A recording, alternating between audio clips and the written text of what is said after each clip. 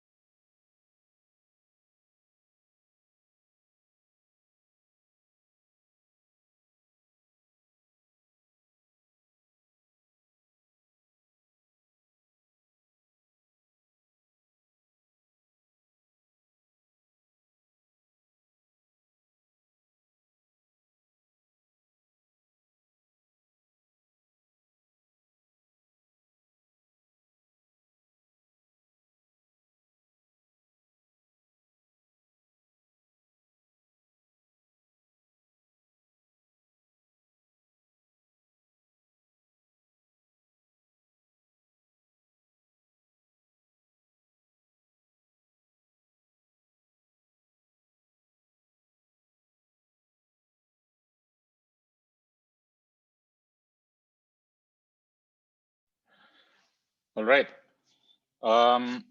So in the last lecture, we focused in the latter part on credit analysis. And as part of that, we talked about the 5 C's that banks usually undertake as part of their credit analysis exercises. And we discussed each of them. And in particular, we also talked extensively about collateral. So in the case of collateral, I left a numerical exercise for you to try and practice as an exercise. So I'll just discuss the solution for a couple of minutes before moving on to the next lecture.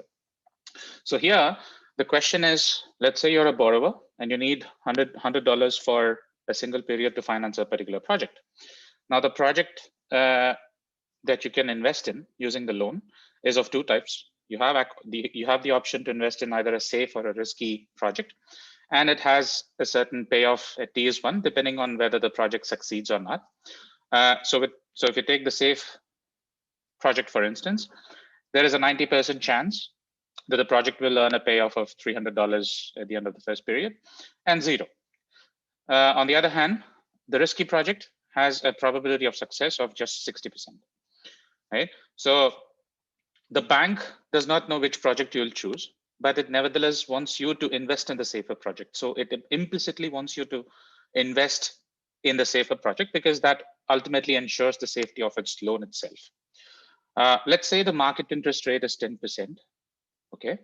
Now, the base questions here are, what interest rate should the bank charge if it expects that you'll choose to go with project S or with project R? Remember, we are still not talking about collateral here, meaning the loan is unsecured. Then there's also a follow-on question saying, how much collateral should the bank demand in order to entice you, in order to make you choose S? So the bank can indirectly control in a certain way and make you choose S if it demands a certain level of collateral. So the question is, how much collateral should the bank demand? Now, remember, we talked about collateral and the prospect that selling collateral in the secondhand market, should the borrower default, entails certain losses, right? So that is given by the condition here. So if you default, the bank gets 90 cents for every dollar worth of collateral upon selling it. So based on these conditions, let's look at the first part where the collateral question doesn't arise, but the bank expects you choose either project S or R and computes a relevant interest rate. So that's pretty simple if you've mastered the NPV technique.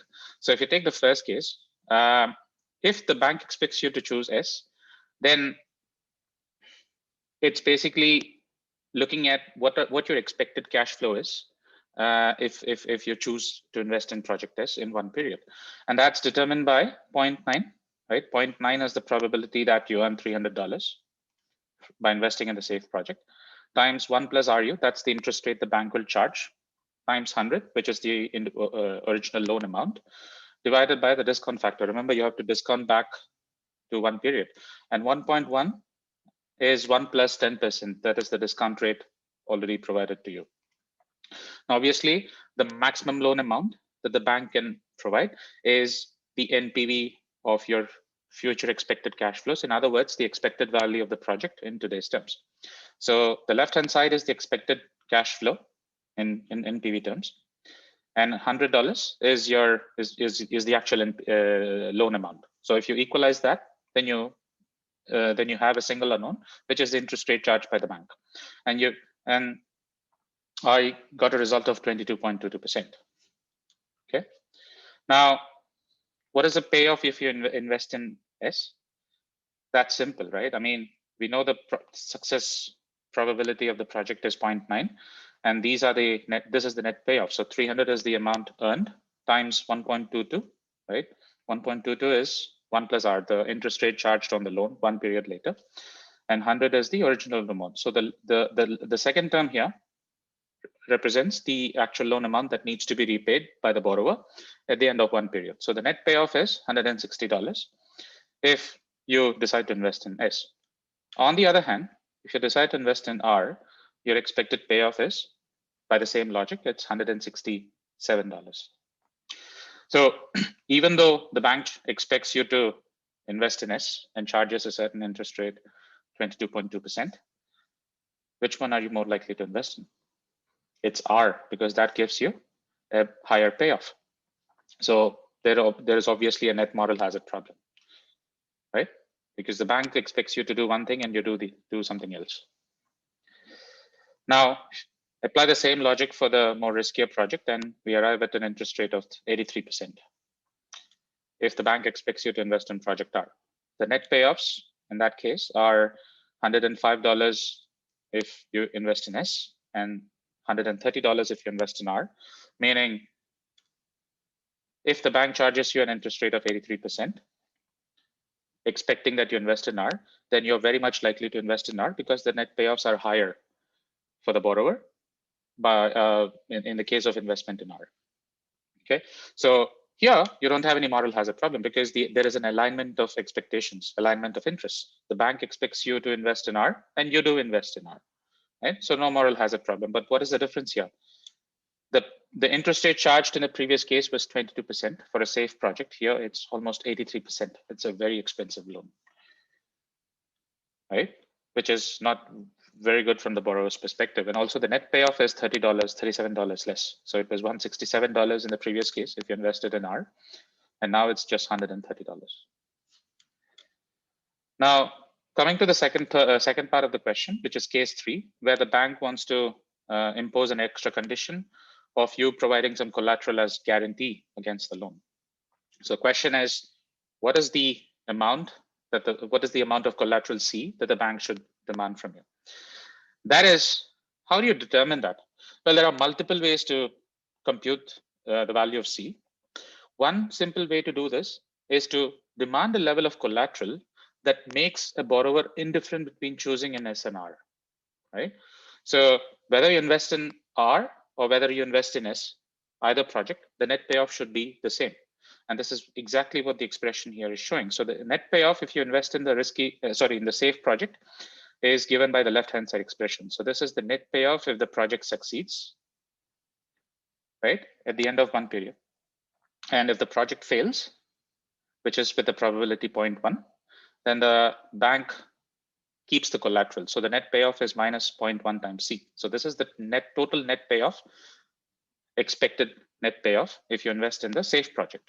What is it on the right-hand side? This is the net payoff if you invest in the riskier project, right? 0.6 times 400 minus 1 plus R times 100 is the net payoff if you invest in the risky project and it succeeds. If the project fails, which is with a 40% probability, the net payoff is minus 0.4 times C. So the bank keeps the collateral and you lose that with the 40% expectation. So if here you have two unknowns, you have the unknown interest rate R the bank should charge and the collateral C, meaning you need another equation to be able to solve the two unknowns. Now, it's pretty simple. How can you get the second equation? You can either choose what is the interest rate the bank must charge for making you invest in S, or making you invest in R. Because again, the bank knows that under the given condition of collateral, you're indifferent between investing in either project. So we exploit that condition. So let's say the bank makes you choose S, then R is given by 0.9 times 1 plus R times 100. That's the expected value of the project succeeds. Plus 0.1 times 0.9 C. This is the expected value of the project fails. 0.1 is the probability of the project failing. And 0.9 times C is the value that the bank gets by selling that collateral. Remember, for every dollar worth of collateral, only 90 cents is gotten by the bank should it decide to dispose that asset. So you combine these two expected cash flows and then discount it by the 10% value. Again, it's the same NPV formula to bring it back to today's terms. And that should be equal to the amount of loan provided today. So you have two equations, two unknowns. If you solve these, you get R is 20.2% and the amount of collateral is $20. Okay. So again, the payoffs, you can easily compute the payoffs. And remember, the payoffs now from investing in both R and S is the same. It's about $160. Now remember, by requiring you to provide collateral, the bank is not only making the investment more safe, the loan process more safe. Look at the interest rate. It is the lowest in all the three solutions. It was 22% for the safe project under no collateral. It was 83% when investing in the risky project. And now when the bank demands collateral and makes you invest in the safe project, the interest rate is 20%, which is the cheapest amongst the three possibilities. So collateral can also bring down the cost of debt, which is also one point we discussed when looking at the characteristics of collateralized versus uncollateralized or secured versus unsecured loans. Clear?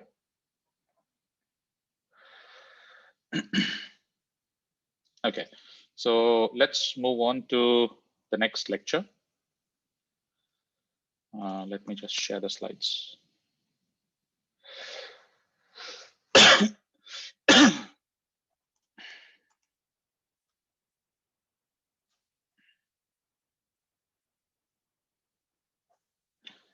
All right.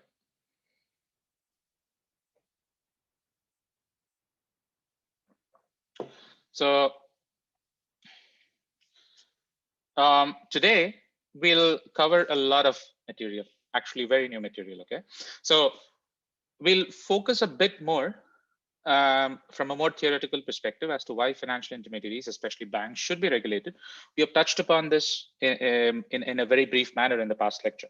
But now we'll look at a series of 4 successive models to try and understand why banks and other financial intermediaries must be regulated and in what ways they can be regulated. So as part of the what and why question, we'll be looking at one specific framework, which is the Basel guideline. So we'll be looking at Basel 1 and 2, especially Basel 1, which is one of the most important and most international banking regulations out there. So this is applied across most of the developing and developed worlds. And then in the last part of the lecture, we'll look at the first form of financial innovation. So this is where the real core of the course starts. So until now, we were just building on a certain foundation to try and understand how capital markets and financial intermediaries operate and how information is key in these markets. Now we'll try and look how innovation has shaped capital markets. So securitization is the earliest and one of the largest ways in which financial innovation has reshaped capital markets and the broader economy surrounding it. And we look at how introducing a certain financial innovation, although it was purported to provide some benefits, we'll see how it also introduces new types of risks that sometimes have threatened to lead to the collapse of the entire economy. So we'll discuss the great financial crisis of 2007-2009, which was caused, at least in part, by this trend of securitization. So you'll see financial innovation can also contribute to financial crisis. Clear? So the relevant chapters for this course are 3 and 15. There's also chapter 11, which discusses more on securitization in a very deep sense. That's not required for this course, but if you're really interested in how securitization works at a more deeper level, please do read this chapter. It's quite interesting.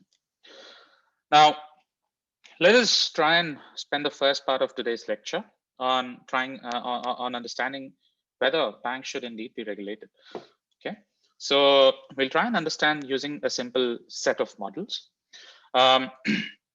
So there is a bit of simple math involved, but nothing too complex. Okay. So let us consider an economy in which, keeping money with yourself is always risky because there's the money can always be stolen. Okay, so individuals, people who have some wealth, they can utilize that wealth in two ways. They can save the wealth and keep it with themselves at their own risk, or they can delegate that to somebody. So delegation means you provide the money to another party and give it the responsibility, entrust the responsibility to safeguard it. Now let's say here the economy basically comprises one naive depositor, right? Naive because he or she doesn't know how to process information, doesn't know where to invest, and doesn't really know how to process, how to understand the whole investment or the saving process. Compared to this, you have a single bank, which is expert in all these aspects. It is an expert in protecting money, and it provides a set of services that the depositor cannot do on its own. Let's look at the first model, and here we'll explore the motivations for a depositor to either keep the money with herself or deposit that in a bank. So we'll see which choice is better. And which choice a depositor is more likely to opt for under a given set of circumstances. So let's say in this toy model that the bank cannot issue loans. So its primary purpose is to protect whatever deposit it receives from depositors. Okay. In this context, in each period, the individual has an income Y, and out of it, it consumes C. So naturally, the savings S that the depositor has is Y minus C, right? Now, the fees charged by the bank per period, if the depositor wishes to keep, supply that money as a deposit, is 5, and that's per period. So the bank charges a fee to safeguard that money, which is 5. Okay. One thing I'd like to say is before moving forward is normally I would have written down all these equations on a blackboard, but because of the COVID restrictions, I haven't been able to do so.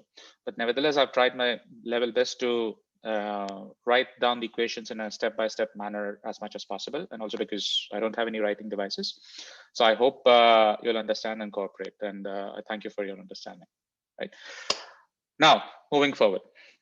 So we have these conditions. So the question is, what is the net return that the depositor gets by by giving her money to the bank for safekeeping?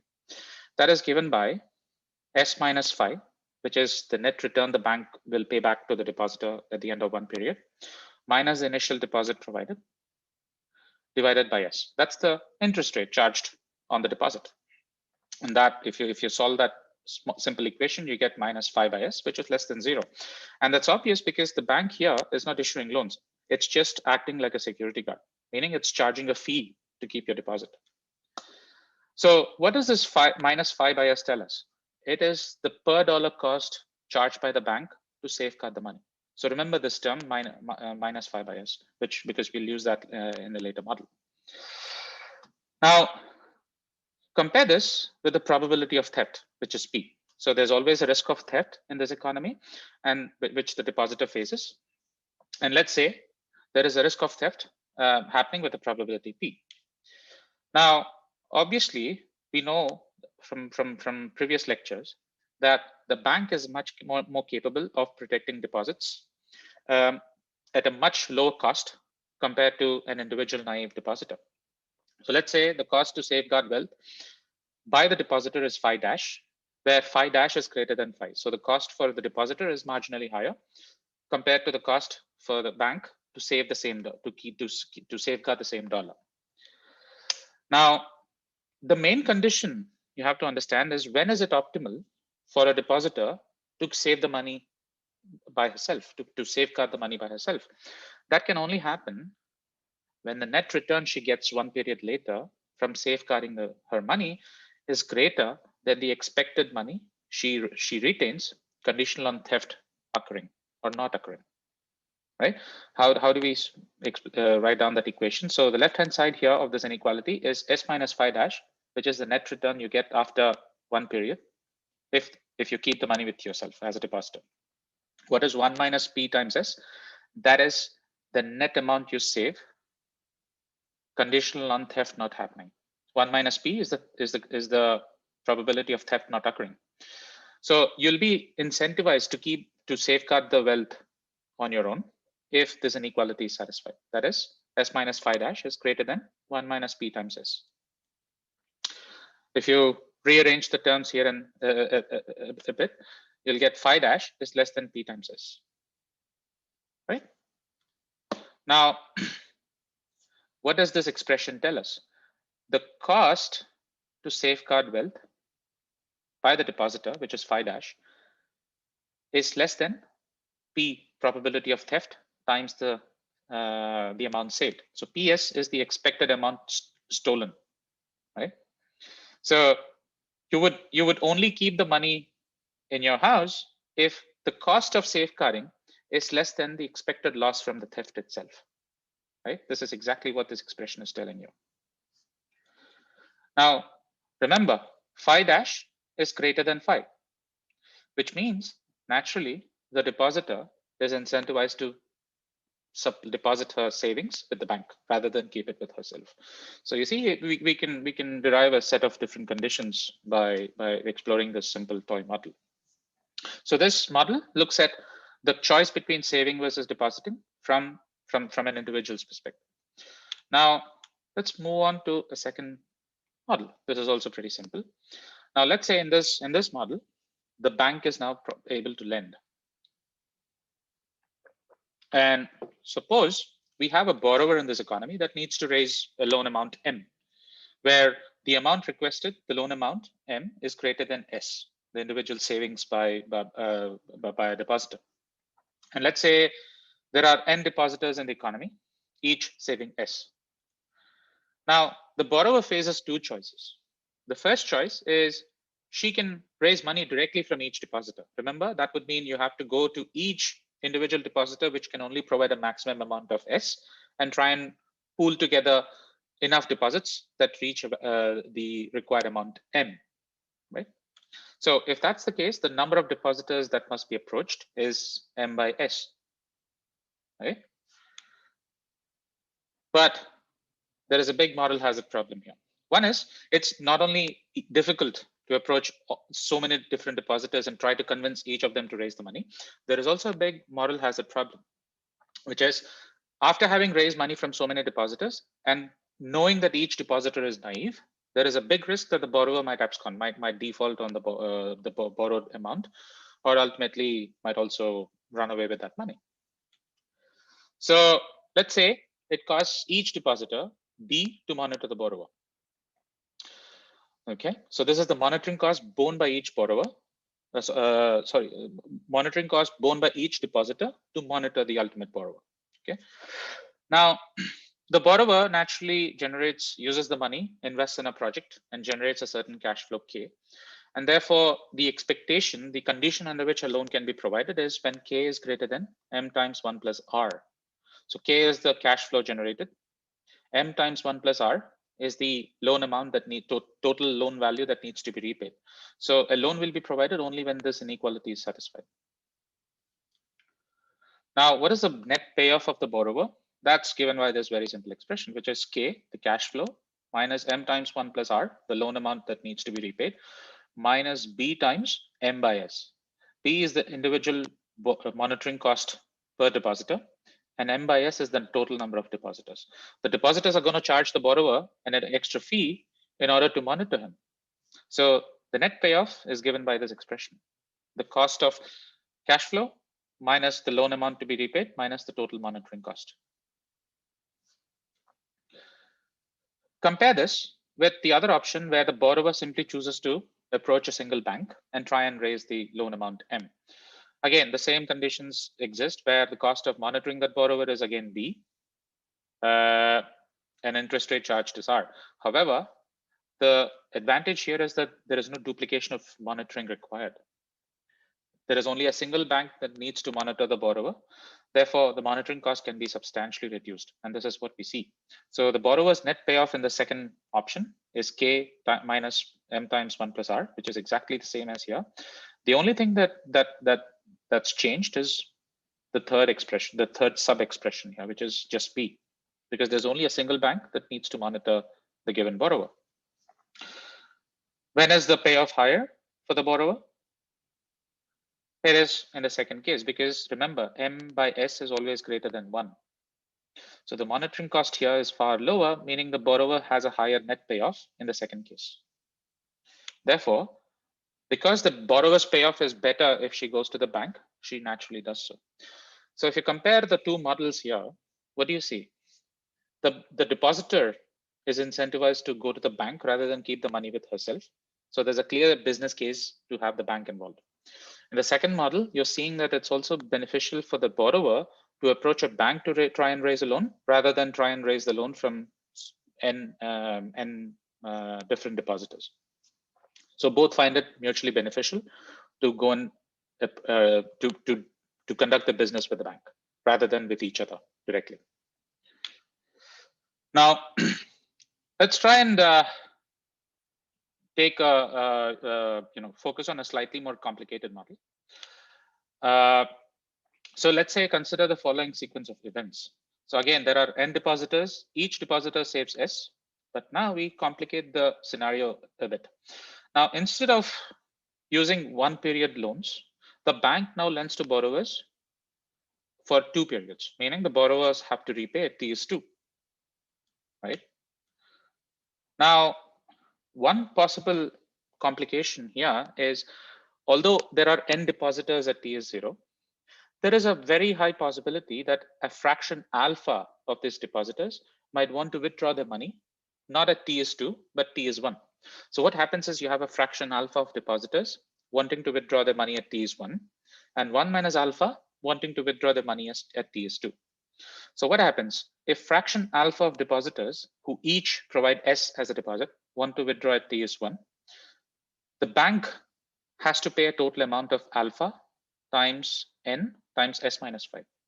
What is alpha? Alpha is a fraction of the n depositors. So alpha times n is the total number of depositors who withdraw their money at T/1, and S minus 5 is the net amount of the deposit paid back by the bank at T/1. So 5 is again the fee charged by the bank for safekeeping.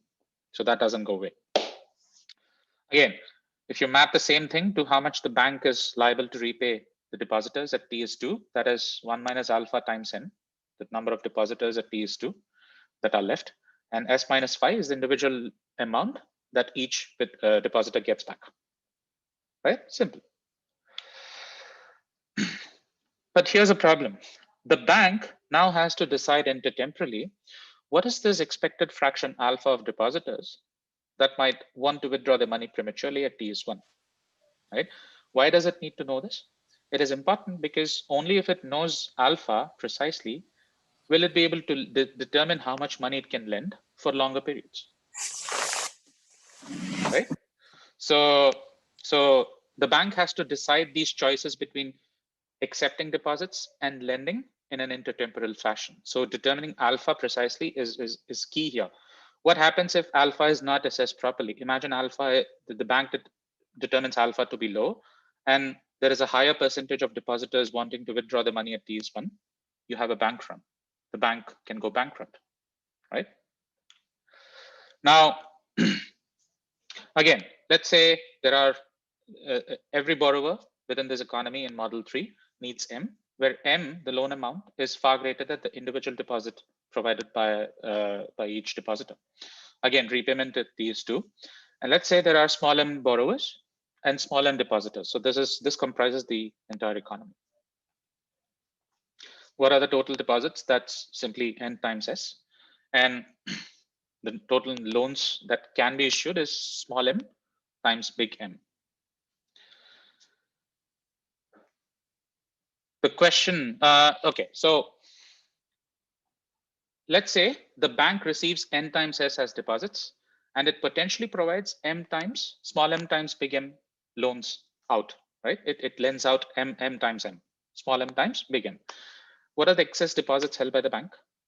That is simply the difference between the total deposits minus the total loans, NS minus MM, right? Again, the bank charges a fee to protect all these excess deposits. Remember, if the bank receives some deposits and issues a part of them as loans, it doesn't have to safeguard those loans, right? All it has to do is safeguard the excess deposit that it keeps with itself. So the cost to protect the excess deposits is NS minus MN times phi by S. Remember, phi by S is from model 1, which is the per dollar cost of safeguarding charged by the bank. Now, what is the amount available to depositors at T is 1? That is this net amount. So NS is the total amount of deposits accepted. And the second expression, NS minus MM times phi by S, is the total cost to protect deposits. So the net amount is what is potentially available to pay out all the depositors, ideally. Now, the bank needs to determine two things. One is not only fraction alpha, it also needs to determine how many small m loans it can issue out so that it doesn't threaten it running out of money should the depositors, the alpha fraction of depositors, want to withdraw prematurely. So let's say, again, a fraction alpha of deposits withdraw at T is 1. How do you determine? The question is, how do you determine the number of loans M? That's a big question that the bank faces. And the bank has to decide the small m number of loans at T is 0. It has to determine how many loans it must issue today for a longer period, for a 2-period. So this is a 2-period problem, right? That can be derived by a simple expression. So on the left-hand side, you have the expected number of the expected amount that the bank has to repay to all depositors, a fraction alpha of depositors at T is 1. So that's given by this left-hand side expression. So alpha is a fraction of depositors wanting to withdraw the money at T is 1. And NS minus this big expression is the net deposit available to the bank that it can pay out. So alpha times the alpha times the deposit amount is what it can pay out at T is 1. That can be simplified on the right-hand side by this bigger expression. So NS minus MM is the excess deposits held by the bank. So these excess deposits have not been lent out. Then you have a second expression, which is NS minus MM times phi by S. This is the processing fee. This is the cost of safeguarding charged by the bank times minus MB. So the bank has issued M loans out and it has to monitor these M loans for that it has to bear a cost of M times B. So you see, matching these expressions on the left-hand side and the right-hand side will allow the bank to determine what is the small m number of loans it can lend out. So M, so if you rearrange the terms here and there, I mean, this is very simple math, you get an expression as follows. So M here is giving us an expression in terms of alpha. So what does it say? If the bank expects an alpha percentage of all individual original depositors to request their money back at T is 1, that is prematurely, then the bank can issue only M number of loans, which is given by this expression. So it's all interdependent. So the alpha and the M values are interdependent with each other. Okay. The rest of the terms are fixed, so we don't have to worry about them. So what does this expression tell us? As long as the bank borrows up to a maximum of M borrowers, meaning it provides a maximum of M loans out, there is no risk of withdrawals exceeding the available cash reserves at T is 1. Okay. Now, so I hope you have understood up until this point. Now, so far we have, so this is the final model under this section. So so far we have assumed that we have really not talked much about the borrower. We have simply said that the borrower wants to raise a loan amount M, but we haven't really talked about its ability to repay the loan, which can be uncertain, right? Remember, some of these loans are issued for even 5 to 10 or even 20 years. And you never know what can happen to the borrower during this period. Some borrowers might obviously default, which is typically what happens, a fraction of the loans tend to default, and some borrowers might go bankrupt, and some borrowers might abscond. So what this all entails is uncertainty in the ability of a borrower to generate cash flows in the future. So what we try and do in the last model is we try and encapsulate what happens to the bank's lending capacity should there be some kind of uncertainty in the borrower's future cash flows. Okay. Now, remember, we so far, again, the point I'm trying to raise here through this model is we so far assume that borrowers are, always monitored in a very efficient manner. So if a bank expends a monitoring cost B, the borrowers can be monitored very efficiently, but that's not always the case. Borrowers might always face uncertainties, and that uncertainty might also be impacted, reflected on the bank itself.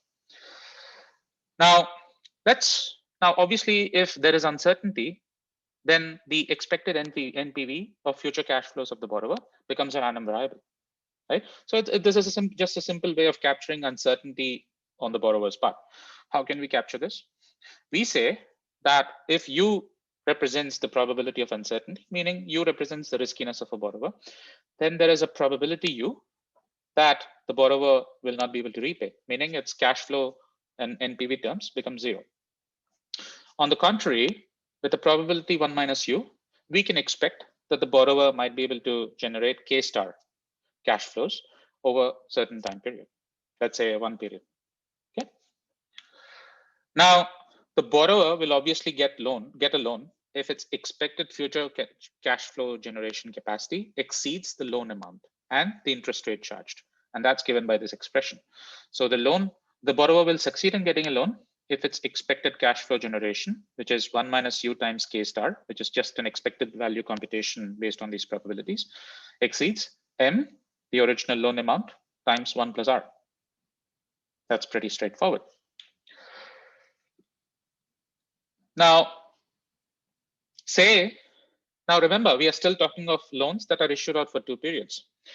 But what if, there is some fresh news about the borrower that reaches the market at T is 1, right? What happens then is all the depositors whose money was lent out might update the probability. Right? Depending on fresh information coming out on the market about the borrower's performance, some borrowers might have to update the probability. So earlier, at T is 0, the probability that the borrower would not be able to generate any cash was U, but that's at T is 0. Now, at T is 1, there might be fresh information that the riskiness of the borrower might have either gone up or gone down or remained stationary. So what happens here? The market comprising all the depositors will naturally update their information, will update the probability of the borrower failing. And that can be either, it can stay the same as U.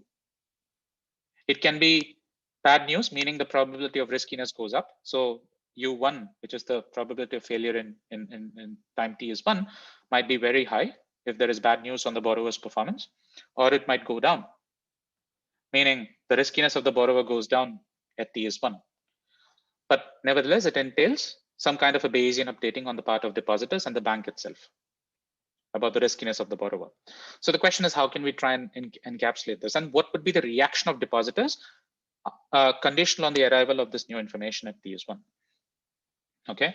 Now, obviously, it's a pretty straightforward point that if the news coming at T is 1 is good, that means the riskiness has gone down, then U1 is less than U, right? U is from the previous period, and U1 is the riskiness at T is 1. Otherwise, if the news is bad, then the riskiness of failure, U1, is much greater than U at T is 0. Now, this is just a time-based, so I've just given a time series perspective of whatever things we discussed, just to give you more clarity on what I'm trying to say here. So again, the same standard conditions apply at T is 0. There is a probability U that the borrower will fail, and a probability 1 minus U that the borrower will generate K star. And the borrower will get a loan only if this inequality is satisfied. Expected cash flow at T is 1 is greater than the original loan amount that needs to be repaid. Now, depositors learn that borrowers are likely to fail. Let's say that's one of the possibilities. what happens is they'll update the probability to U1, and probably U1 is greater than U. And what that might do is something we'll see in the next slide. But borrowers, once again, they have the loan for a 2-period duration. Now, there are 2 possibilities, like we just discussed. U1 can be good, right? So if U1 is good, or at least the same as U, then the depositors will not react. So everything will be as normal, right? They won't be bothered to update their information, or they might not react by rushing to the bank to withdraw the deposits. But what happens if they get bad news? Let's say all the borrowers have become much more risky at TS1, meaning U1 is UH. That is, the riskiness of the borrowers has gone up. Then remember, we talked about only a fraction alpha of depositors wanting to withdraw their money at TS1. Now, with the arrival of bad news, there will be all the 1 minus alpha fraction of borrowers that were originally intending to wait until TS2 to withdraw their money will also rush at TS1 and try and take out the deposits. Now, the problem here is the bank only accounted to pay back these alpha fraction of depositors. But what about these 1 minus alpha fraction of depositors? The bank will simply not have enough money and might eventually collapse. So you see, the uncertainty about the borrowers might indirectly affect depositors' mentality and their reaction and how they can cause banks to go down. Right? Now, one defense mechanism that the bank can typically adopt is, remember, we talked that loans are generally illiquid. The bank cannot demand them to be repaid at a moment's notice, but let's say the bank at least forces some of the loans, at least a part of the loans, to be repaid back. Now, that would mean that the borrowers are forced to sell off their assets or their firm or whatever investments they have.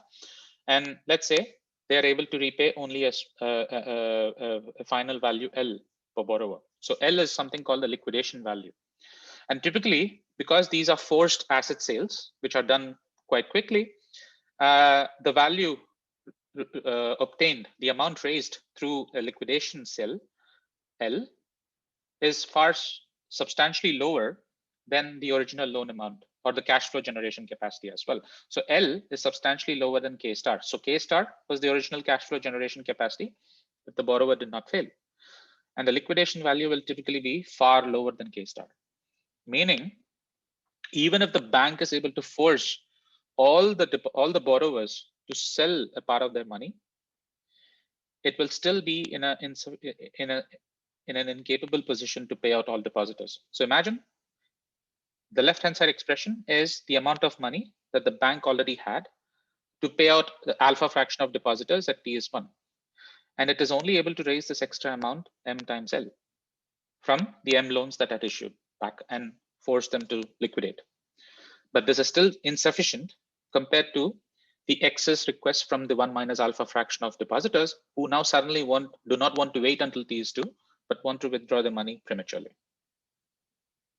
Again, possible bank run and bankruptcy. Okay, so this is just a simple expression, further elaboration of what I just discussed. But the net result is, under these circumstances, when borrower uncertainty is high and possibly worse than what it was at the time the loans were issued, it might cause all depositors to rush to the bank and try and withdraw the money, but not everyone might get repaid eventually, and that might lead to the collapse of the bank. Okay. What will banks do under this scenario? Banks will respond by not lending all the full amount of money that can potentially be lent out. So if there are M requests for loans, then it might be possible that the banks might be more conservative and lend to a far lower number of borrowers, possibly the best possible borrowers that are out there. Meaning there is very limited loan availability because the bank cannot take too many risks, and it might lead to welfare losses because not all loan requests might get fulfilled. And this is what typically happened way back during the late 1920s. So remember, back then there was no such thing called regulation, and banks were certainly not very heavily regulated. And a lot of money had put their, a lot of people had put their money in banks. And this was during the years after the First World War. And stock markets had started to rebound. So the broader economy, especially in the United States, was experiencing an upswing after the victory in the First World War. And people were simply incentivized to put their deposits. But then what happened was, once the stock market crashed in 1929, that caused huge panic amongst depositors who all rushed to withdraw the money. So this is the picture here is one of the it provides a glimpse of how a bank run usually occurs. Okay, and banks at that time were not protected in any form, at least by the government, and so many of them collapsed, and that precipitated what we call the Great Depression of 1929. So since then, as a lesson from the Great Depression, what has happened is the government has started providing something called deposit insurance. So earlier we talked about minimum reserve requirements. That is the excess money that the banks have to keep with themselves. Now you have something called government guarantees, deposit insurance. So these are guarantees provided by the government to depositors that their money is safe, regardless of whether a bank survives or fails at any point in time. So this was an extra guarantee provided by the government to prevent people from rushing to withdraw the money should a need arise. Okay. Now in the US, deposits are usually protected by the Federal Deposit Insurance Corporation. And you'll also see that, regulation is not a single thing. Regulation is multifaceted. So you have reserve requirements, you have deposit insurance, and now you'll see the Basel framework in the next session. But the reason for having these multifaceted regulatory mechanisms is to account for all possible risks within the economy. So you'll also see that we have already discussed through the fixed coefficient model that banks are highly interconnected with each other. So all these regulations are also meant, at least in part, to account for these interconnections, high interconnections amongst banks, often at multiple levels. There's interconnections at the interbank market, there's interconnections through loans, and now you'll see there's interconnections through securitization as well. And this leads to the phenomenon called contagion. So the risk at one bank, the failure of one bank can precipitate the failure of other banks as well in very short time. So the purpose of regulation is to prevent all these, to minimize all these risks and to prevent such a collapse from ever occurring. So the government obviously can act as a lender of last resort. And that, again, we talked about this briefly in the last lecture. This availability, this lender of last resort feature provided by the government also introduces a new moral hazard problem, because banks now are incentivized to issue more money, lend more money, and often not appreciate the risks as much as they should be doing. Okay, so just a couple of slides to give you a better insight. So imagine a bank receives $1,000 as deposits, and there's no central bank protection in this context. And let's say the bank keeps $200 as safeguard, as a reserve, and issues only $800 of that as a loan. So this is voluntary. So the 20% of the deposit that was kept as a reserve is voluntary on part of the bank. There's no central bank protection. But now what happens, let's say there is now a central bank protection, meaning there is a lender of last resort available. This might incentivize the bank to not hold as much money as it normally would, the 20%, and instead try and lend more money out. So what it might now do is, instead of lending out $800, it might lend out $900, or even as close to $1,000 as possible, meaning lend as much money as possible. So that introduces a huge moral hazard problem, right? So meaning, under the presence of a central bank, every individual bank within the economy is now incentivized to take on more risks. And that's not a great thing. Okay. Again, just key takeaways. So in the US, different segments of the capital markets are protected by different regulatory bodies. So as I said, deposit insurance for individual banks is guaranteed by the FDIC. And then you also have the central bank, which is the Federal Reserve, which acts as the lender of last resort. And then you have securities, the general stock markets and bond markets and other capital markets, which are regulated by the Securities and Exchanges Commission. And obviously, depending on the regulatory bodies that you have to answer to, banks and FIs are periodically required to provide updates, report to these regulatory bodies on their performance, on their risk characteristics, and things like that. So we'll see an example of that in the next lecture. In the next session. So let's just take a 10-minute break. So now is 3:05. So let's get back at 3:15 to finish the second half of the lecture. Cheers.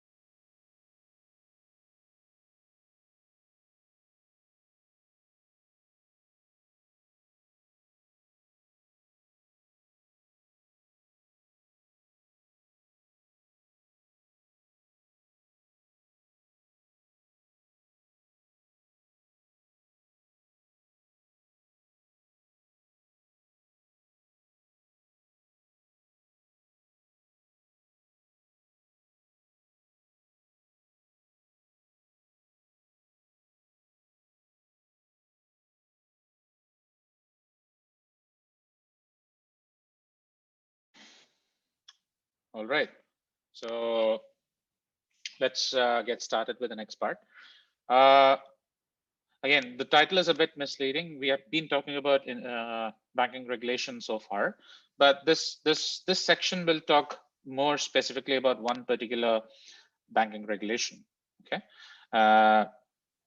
so it talks about some specifics of something called the Basel framework. So remember, even until as late as the 1980s, there was a real risk of bank runs, and the reason was, banks were not very well safe in their own respect. Right, the banks were taking too much risk, and that was already a recognized fact. Banks, the amount of regulation was there was not targeted towards the right area, so it was not properly accounting for risk taken by the bank by individual banks, and it was also not properly taking into account the risk of interconnections amongst these banks. So this was a real problem, and governments across the world recognized that these risks were substantial, that threatened the potential collapse of the broader system. And also remember, since the end of the Second World War, banks have increasingly issued a lot of loans. So there's been an explosion in the number of loans issued. And there's also been an explosion in the types of loans that have been issued. So banks, originally banks were very boring entities. They would issue commercial loans, issue home loans, and that was pretty much it. Consumer loans were still close to nothing. But then banks devised other forms of instruments that allowed them to lend for many other purposes. So they came up with many short-term loans, the most notable among them being credit cards. So credit cards were an invention of the 60s and 70s. That's when banks found out that they could incentivize people to borrow on short-term credit, and they could charge much higher interest rates on these short-term loans. So that's how the credit card boom was born. Then you had other forms of short-term loans, such as commercial paper. New forms of loans were introduced to fund other sections of the real estate market and various other things. But the basic problem here is there's not only an increase in credit risk due to the number of loans issued, which experienced a massive rise. There was also increased risk due to the different types of loans that were being issued. And governments felt a strong need that they had to impose stronger capital requirements on the banks in order to contain these risks. So the first important thing was being able to identify these risks, create a framework that was solid enough to help banks identify these risks, and determine what the capital requirements would be based on the identification of these risks. So that was the main purpose or the objective of banks during the late 70s and 80s. So the other important thing was over time, interconnections between banks had increased not within the national level, but also at an international level. During the era of globalization, banks started to engage with each other across borders. They became more interconnected internationally, and that led to more increased risk, because imagine you have a bank sitting in the United States and it lends out to firms in Japan and the UK and Europe and whatnot. That magnified the amount of risk that was out there, and there was no proper mechanism of quantifying that risk. So this meant an international agreement was necessary. So many governments across the world, especially central banks in 12 countries, got together in 1978 to try and determine an international framework that would regulate banks globally. So an international agreement was reached by the central banks of 12 developed nations. And they got together to create something called the Basel I framework. So it was passed in 1978, and it took almost 15 years to be fully implemented by banks around the world. The concept of Basel I framework is very simple. It basically introduced this notion of risk-weighted assets. Okay, remember, loans constitute a significant part of a bank's assets. Banks issue them out, and therefore they depend on the money generated by these loans, and therefore they constitute the bank's assets. What was necessary was to come up with a risk-weighted measure and try and determine the value of these assets on a risk-weighted basis. And that's precisely what RWA was meant to do. What does risk-weighted, how do you compute risk-weighted assets? Basically, Basel I released a set of 5 different categories under which a loan issued by a bank could be categorized into.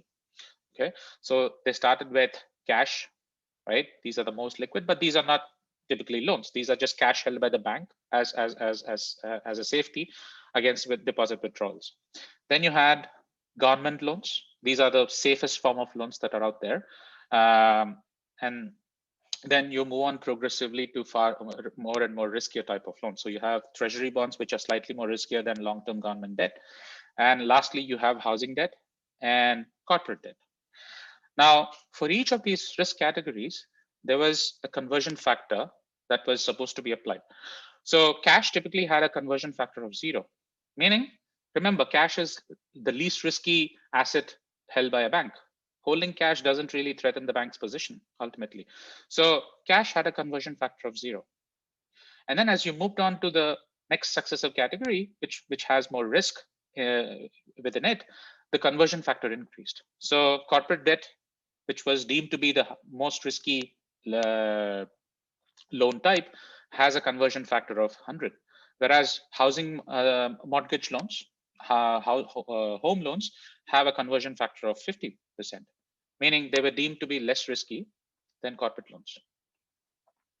And once you compute something called the risk-weighted assets based on this table, banks were supposed to keep a minimum reserve of 8% of risk-weighted assets. So that was a simple framework that was devised under Basel I. Okay, how do you compute the risk-weighted asset measure? Basically, imagine the bank has to determine, every bank under the Basel I framework has to determine the value of loans issued under each category. So AI here represents the dollar value of assets, loans, issued in each risk category shown in the table. Okay, and CI here is the conversion factor specified under Basel I guidelines. And basically the minimum capital requirement for each bank is 8% of this weighted average measure, which is CI times AI. And the sum of CI times AI across the 5 different categories will give the risk-weighted assets measure, and the banks were supposed to keep 8% of that. Clear? Now, the Basel I, obviously, it's not as simple as it sounds on in these slides, but Basel I had a number of other requirements as well. So depending on, let's say, banks' specialization into other asset classes, and also depending on the bank's structural quality, meaning, if the bank was weaker in other respects, then those kind of banks were required to hold slightly more amount of money as a reserve requirement. But these are beyond the scope of this lecture. But basically, our interest is in understanding what this risk-weighted assets means, and that's the important takeaway from the Basel I framework. Okay. Now, there are some important issues. Remember, this was one of the first international frameworks to regulate banks at a global level. Now, obviously, there were some pitfalls. The first important pitfall was the categories that were devised, the 5 categories that were specified under Basel I were too generalistic.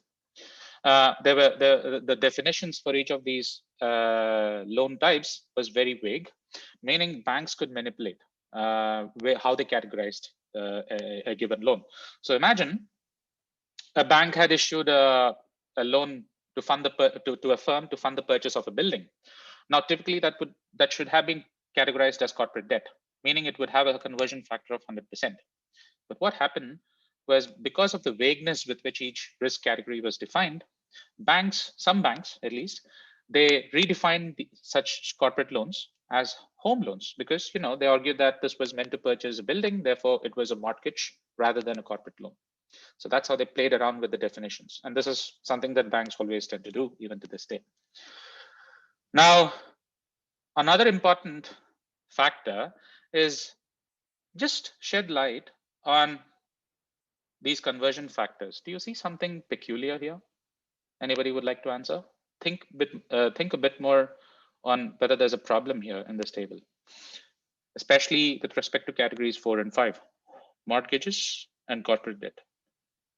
And remember, corporate debt has a conversion factor of 100%, whereas mortgage has a conversion factor of 50%.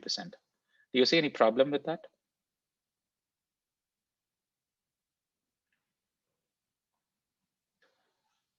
Think there's a relation here with the graph that I showed in the last lecture.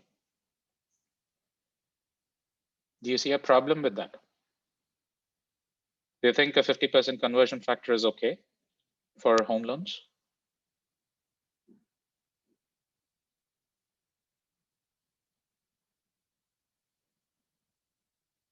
Hello?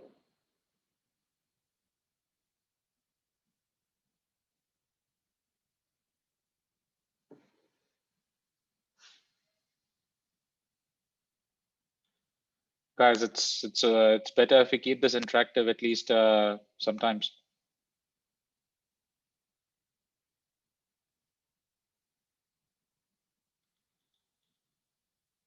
Okay.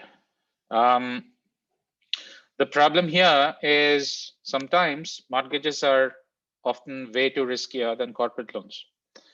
And also you'll remember this graph from the previous lecture.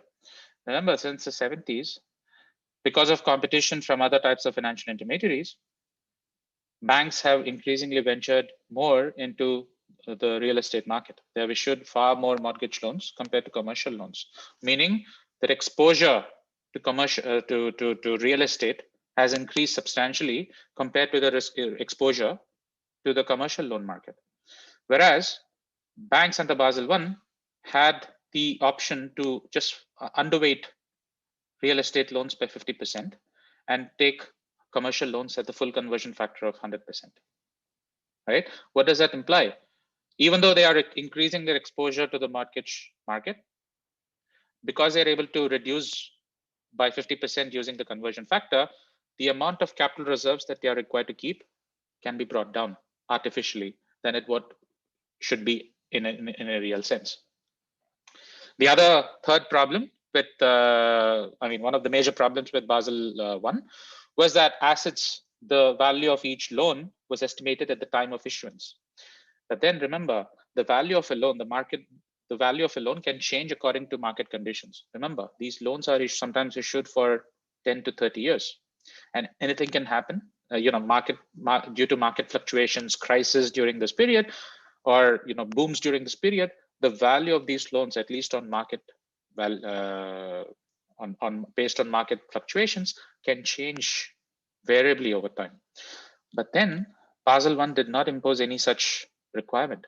It only required banks to take into account the value of a loan at the time of issuance, which meant that the amount of risk-weighted assets that was computed by a bank had very little correlation with the real market value of these loans.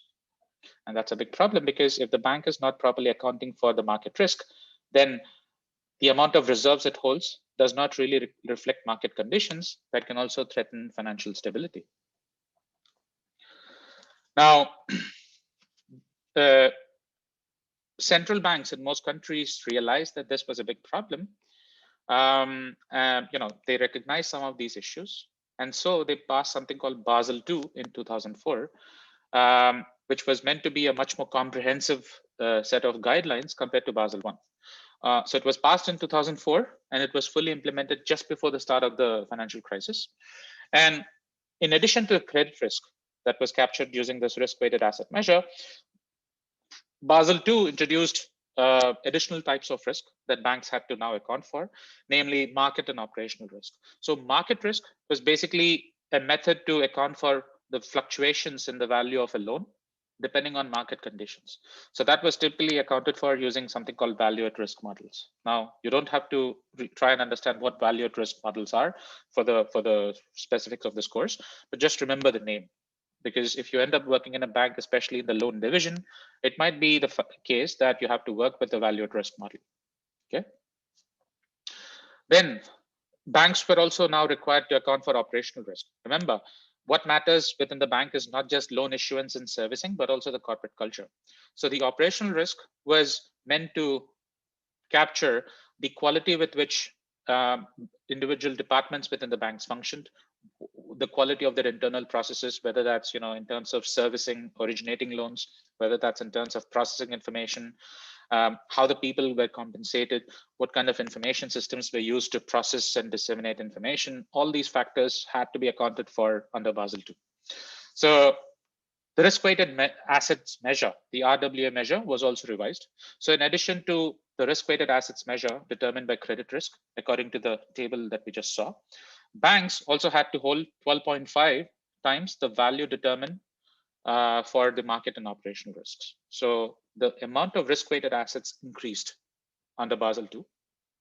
And again, banks were still required to hold 8% of total risk-weighted assets based on whatever number was computed using this formula. Now, of course, Basel II was still not sufficient because we saw that it was inadequate during the financial crisis. Some of its principal problems was, it failed to account for something called securitization, which we'll discuss very shortly. Meaning banks now, banks were able to transform the nature of loans. They were able to sell some of these loans and therefore take them off the balance sheets, which meant they didn't have to account them in the risk-weighted assets measure. So Basel II was ill-equipped to handle these kind of asset transformations. The capital requirements also depended on ratings provided by third parties. So loans had to be rated by third parties such as Standard & Poor's, Moody's, and Fitch. These are typically called rating agencies. And they had their own moral hazard issues, which incentivized them to provide higher ratings than what they normally should have done, which meaning that the riskiness of the loans was artificially deflated.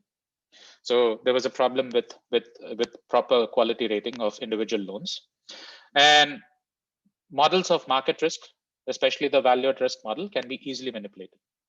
And also every bank was using the same type of VAR model, meaning, the individual risk contained within each bank was not properly accounted for. So there was a lot of overlap and most of these models became more or less similar to each other.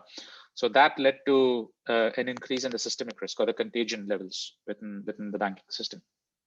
And obviously, we've already seen, and we'll see furthermore, how deregulation, especially securitization, has incentivized banks to take huge risks, especially in the mortgage sector.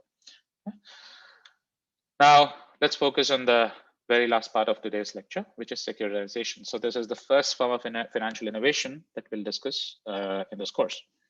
Okay, so by now you have a very strong foundation of trying and understanding what financial technology and innovation means from a more conceptual point. Okay, now remember, we have always talked about the balance sheet of a bank. So a bank takes deposits, which forms its liabilities, and then issues a part of them as loans, which form its assets. Now, during this lending process, the bank is responsible for servicing the loans, meaning it's responsible for the performance of these loans because these loans stay on its balance sheet as assets, meaning the bank bears the risks and losses if the loans default. So the bank bears the consequences. What this meant was that banks could only lend to the best quality borrowers out there. So they couldn't just lend to anybody that they wished because they had to bear the risks as well. Now, securitization was a new phenomenon that emerged mainly during the 70s that allowed banks to transfer or move out some of those loan-related risks out of their balance sheets by selling a part of their loans to other investors. Okay, what did that do? It achieved at least two different objectives. One is by selling off some of their loans to outside investors, banks were able to remove those loans from their balance sheet, and therefore their liquidity position improved, meaning simply because they were able to sell some of their illiquid loans away, and therefore the liquidity position improved automatically. Meaning once the loans had been sold out, the banks did not have to wait for those loans to be repaid. That was the responsibility, that was a headache for someone else, whichever investor had bought those loans. Second thing was by selling off some of those loans, those loans did not have to be included in the risk-weighted assets measure, meaning the amount of reserve requirements that banks had to hold could be substantially brought down, right? And third thing was because banks were now incentivized to sell off all those loans that they had issued, they could lend to pretty much any borrower that they wished. So there was no requirement for capital commitments. There was lesser importance, lesser emphasis on checking the quality of the borrower using credit analysis. And so it incentivized banks to provide more and more loans. So if you look at securitization, it's actually a concept that originated way back almost 200 years ago. So it was securitization was introduced mainly to fund the construction of railways in the United States, but then afterwards it sort of fell out of favor. It didn't really evoke much interest. But then in the 1970s, banks realized that they could securitize home loans. Banks, what they basically did was they pooled a number of different mortgage loans, converted them into something called mortgage-backed securities, or MBSs, using basically transform the quality of the asset, and then sold them off to investors. Again, that led to further problems because home buyers now under securitization were required to commit less capital. And what this did was, now because banks were incentivized to issue more loans, there was a dramatic expansion in the housing market in the United States. So there was an increase in construction activity, more and more homes were built, and home ownership became a very important phenomenon. And it has been since the 1970s. Then gradually, banks also realized that they could apply the same concept of securitization to other loan types. So other types of loans, such as credit cards, auto loans, and student loans, and various other things, were also started to be securitized. So these are typically called asset-backed securities. So you have mortgage-backed securities and then asset-backed securities, which sort of encapsulates MBSs as well. So any type of loan that is securitized and sold off can be called an asset-backed security. Okay. How does securitization work? Imagine there is a bank that has typically issued a few thousand loans, right? And behind each loan, there is a borrower who is responsible for making timely interest and principal repayments. Now, what banks did was they would pool thousands of these loans together and then recategorize them into different classes. So they would typically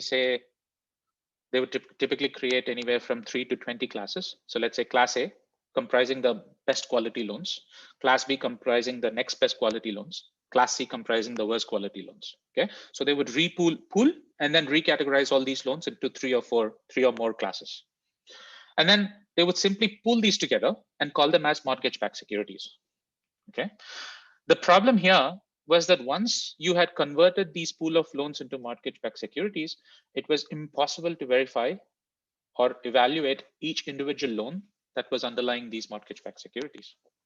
So if you are an investor who wanted to purchase these mortgage-backed securities, you only had to rely on what the bank said about the quality of these MBSs, but it was virtually impossible for you to verify the quality of each individual loan underlying these MBSs.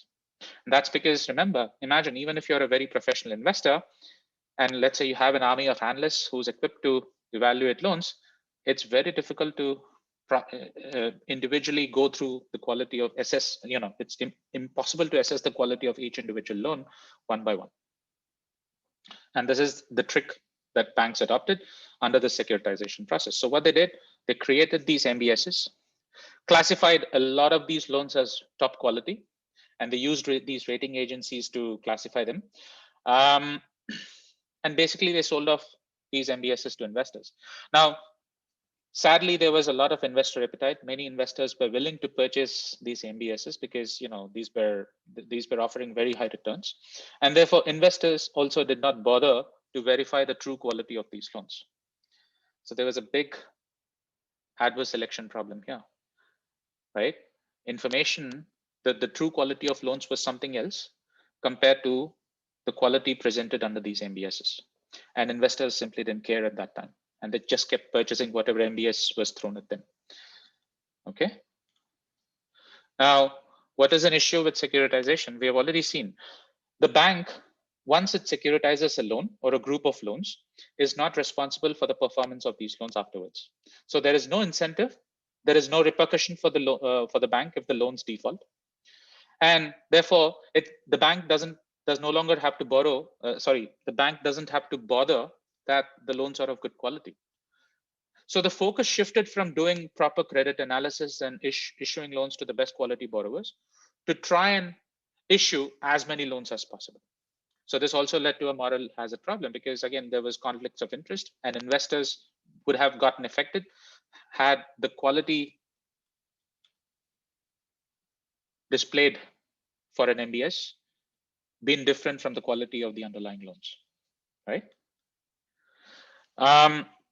If you look at the actual evolution of MBSs in the US, since the mid 90s, there has been an explosion in the value of mortgage-backed securities that have been issued out there. So today it's anywhere from $2 to $3 trillion in total value. So $2 to $3 trillion worth of MBSs are issued every year. So it's a huge market. Okay. Then if you compare this with the securitization and other loan markets, that's also quite significant. So anywhere from $300 to $400 billion worth of ABSs are issued each year. Of course, there's a fall after the financial crisis because, you know, one of the key reasons the financial crisis occurred was because of this increased trend towards securitization. Now, how did the crisis begin? The crisis began when there was a sudden collapse in the US housing market. We'll see very shortly why that collapse, how the crisis began. But just remember that the collapse started when house prices crashed in the US market. Naturally, once there was a collapse in housing prices, other sectors of the economy, other sectors in the capital markets started to get panicky. So investors in other capital markets panicked and rushed to their banks to try and withdraw their money. So there was an immediate bank run. And there was a bank run not just amongst banks, other types of financial institutions that were handling investor money also faced similar bank runs of their own. House prices dropped, meaning many borrowers became bankrupt and many had to default on their loans, which also put further stress on the mortgage markets. And naturally, because of these bank runs, many financial institutions and prominent banks had to go bankrupt or had to be acquired. So the prominent example is Lehman Brothers, which was one of the top 4 investment banks in the US back in the day, but then it was forced to go bankrupt. And then you had Bear Stearns, which was another prominent bank, and that was acquired by another investment bank. There were also other types of financial institutions that were predominantly investors in this MBS market. The prime example being American Insurance Group, AIG, which was one of the largest buyers of these MBSs. So what AIG was doing was it was purchasing all these MBSs without verifying the true quality of the underlying loans. And it was at the risk of collapse and had to be bailed out by the government. So again, lender of last resort role being played by the government here. Basically, what you see here is real world examples of the concepts we have been discussing so far. We have seen here that the collapse of the housing market caused bank runs, and that caused a rush of investors trying to withdraw their money, and that simply led to many banks running out of capital to service those excess withdrawal requests, meaning banks had to be bailed out, or some banks would have collapsed, and the interconnectedness amongst banks would have threatened the collapse of the other banks within the banking system.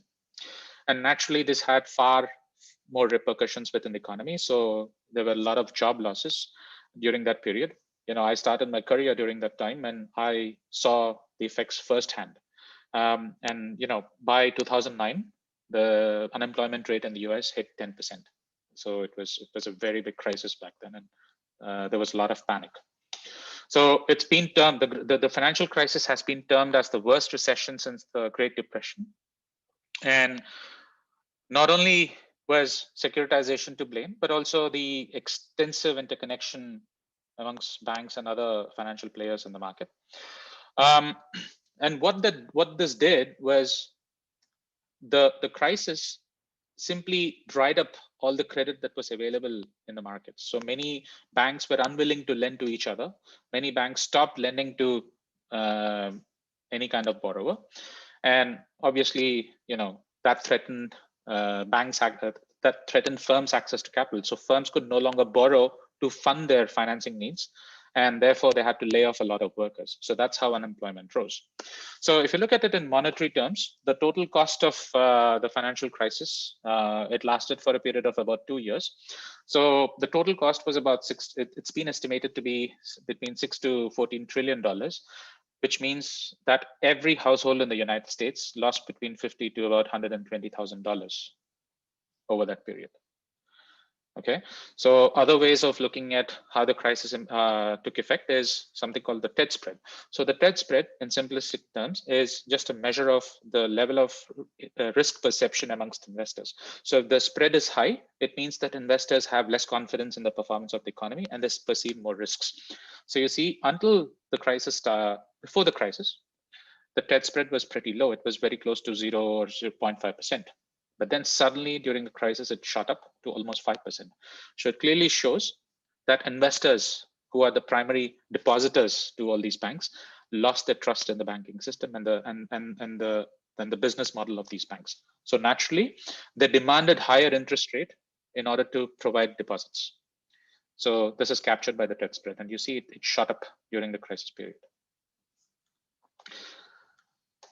What factors contributed to this crisis? Well, there are at least two. Okay, so one is obviously the political reason as to what precipitated this crisis.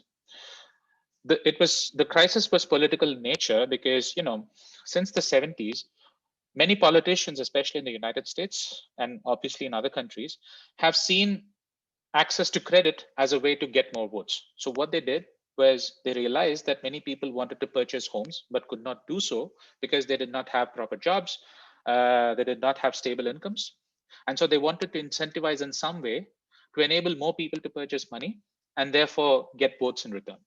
So what they did was they contributed to more and more deregulation. They relaxed credit requirements, checks on borrower creditworthiness and things like that, and allowed more riskier loans to be issued.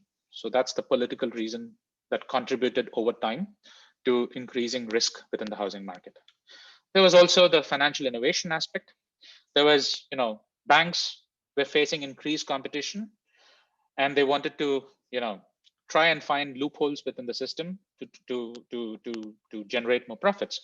And they saw securitization and the way it enabled the selling of loans to other investors as a way to earn substantial profits. And now with the trend of securitization, banks were able to attract very high risk individuals, which they normally wouldn't even touch. And they were able to lend to these individuals. So securitization not only allowed issuing loans to high risk borrowers, it allowed these high risk borrowers to borrow at very cheap rates. Okay. And banks were able to do this because deregulation also gave them confidence that they were too big to fail. So they always knew that there was this lender of last resort, the central bank, that would rescue them should a need arise. So all these factors contributed to, increasing this drive for securitization and more loans being issued. So together, what these did, the combination of financial innovation and political factors contributed to a natural increase in the demand for home loans, especially among people who weren't qualified enough to borrow money.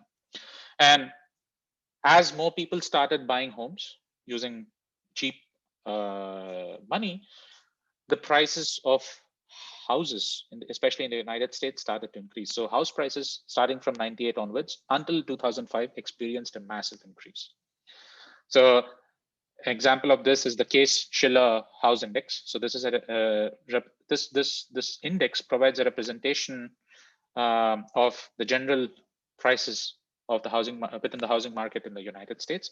And you see, starting from 95 onwards, house prices in the United States experienced a massive rise. And that was fueled by this credit boom. What about the interest rates? Interest rates, on the other hand, went down and down and down. And that was because banks were providing these loans at very cheap rates. Okay, look at the household debt to GDP.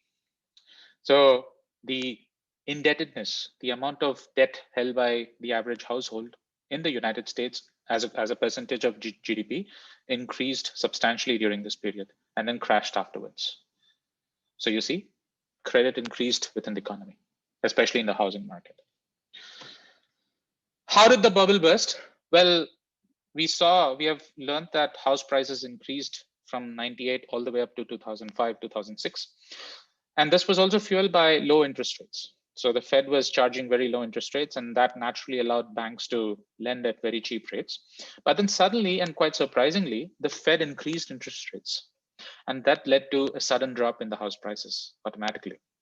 What that did was it caused a massive drop in loan quality.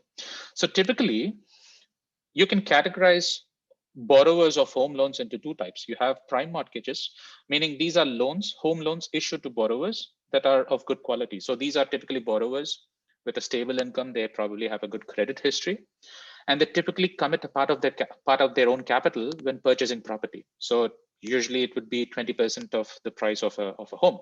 So these are really good quality borrowers, and therefore these are called prime mortgages. And the interest rates are usually charged anywhere from 4 to 7% for a typical 30-year loan. What happened as a result of the crash in house prices in end of 2006? Well, prime mortgages performed substantially well. Most of these borrowers had jobs. They were in a very good financial position. Many of these borrowers also had substantial bank balances. So, the loans issued to these prime borrowers performed really well. But then you had this new class of loans that was issued to the least creditworthy borrowers. So these are typically called subprime mortgages, and subprime mortgages were borne out due to securitization and the issuance of MBSs. So borrowers under the subprime category typically have no stable income. They have very poor credit histories, and they usually don't have any jobs. And obviously, they don't have much income to provide any kind of capital commitment to finance the purchase of a house. But then what happened was, under securitization, banks, they didn't bother. They just wanted to attract as many subprime borrowers as possible. And sometimes they would offer teaser rates to attract these borrowers. So they would typically say, you don't have to pay any interest rate for the first 6 to 12 months. And then, you don't have to worry about it for the first year. Don't worry about what comes afterwards. And naturally, these low quality borrowers, subprime borrowers, were incentivized to take on these loans and become homeowners. What happened to these subprime mortgages? Once the house prices crashed, remember, these were variable rate loans. So here in prime mortgages, the interest rate was more or less fixed, but subprime mortgages were variable. So they could go up or down. And typically, while the first 6 months was basically interest free, the interest rate would shoot up afterwards. But these were less educated borrowers, and they didn't have enough know-how, skill to go through the specifics of a loan contract. So they didn't bother about what the interest rate would be afterwards. And this is typically what happened. So once house prices crashed, interest rates substantially increased for these subprime borrowers, and they were naturally not in a position to keep servicing those loans. Many of them lost their jobs, and they were forced to either abandon their properties or default on their loans. So defaults within the subprime category rose by an astounding 43%, which is huge. And many homes became worthless, especially if you look at states like Florida and California. Home prices in these individual markets crashed. It almost tanked. So what did banks do after issuing subprime mortgages? Well, if you go back to this previous figure, they would just combine these prime and subprime mortgages, and they would combine these prime and subprime mortgages into this pool of loans, recategorize them as MBSs, and sell them off to investors. So they didn't bother whether the subprime mortgages performed or not. Okay, so last slide. So naturally, because the subprime mortgage had become a substantial fraction of the loan market, And because they were experiencing huge defaults, the financial crisis started as a result of the crash in the housing market. And that took almost 2 years for the crisis to be resolved. And that also required bailing out of a number of financial intermediaries. So in response, as a policy lesson, many governments across the world got together and passed something called Basel III. So this was passed in 2010, 1 year after the crisis. And it is expected that all banks will have fully implemented this guideline by 2022. So it is still in process of being implemented by many banks. It obviously introduces much more stringent reserve requirements for banks and other intermediaries. The Basel III promises that there is a better recognition of risks. So there's more increased emphasis on estimating the market value of these loans from time to time. And there are also new restrictions on the kind of loans that can be securitized. So earlier, banks had a free ride on securitizing every kind of loan. Now there are massive restrictions on what they can do. But if you look at recent data, there is little evidence that this has done any harm to bank securitization activities. So it seems that banks have found ways to overcome some of the guidelines under Basel III. There are also new ways of assessing the market value of loans. So new value at risk models such as stressed VaR have been introduced. If you're interested, please do have a read at these individual frameworks and know better. All right, so this completes lecture for today.